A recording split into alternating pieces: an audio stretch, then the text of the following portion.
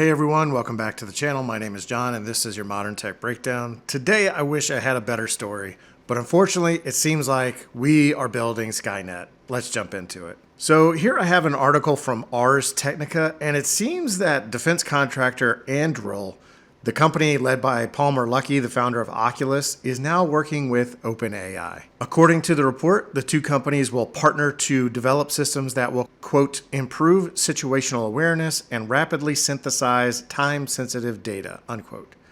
Apparently, this is aimed at defending against drone attacks similar to what we've seen in Ukraine, but could be used against manned aircraft as well.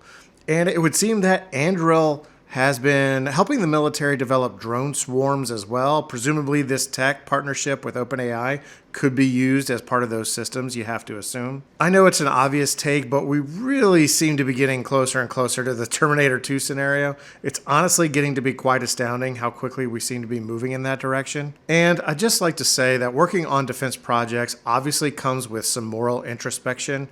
I think we all wish war was not a reality, but wishing it didn't exist is not going to make it disappear. We also like to think we are the good guys, but also who are the good guys?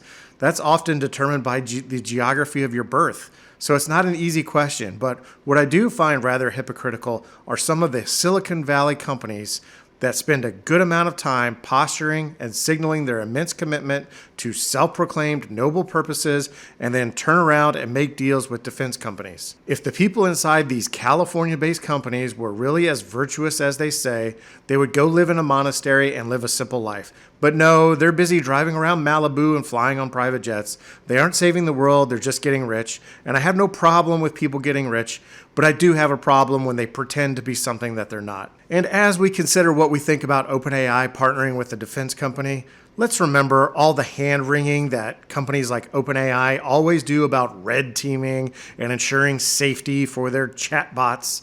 I wonder if they're going to release a system card for this new drone warfare system that they're working on. All this nonsense about safety is just marketing, PR spin, and an attempt to placate politicians in Washington, D.C. And honestly, in my opinion, it's just beyond cringe. No one believes it. Just drop the pretense and move on. But that's all I have on this story. We're all going to be killed by AI-powered robots, but let's enjoy the time we have until then. Just kidding.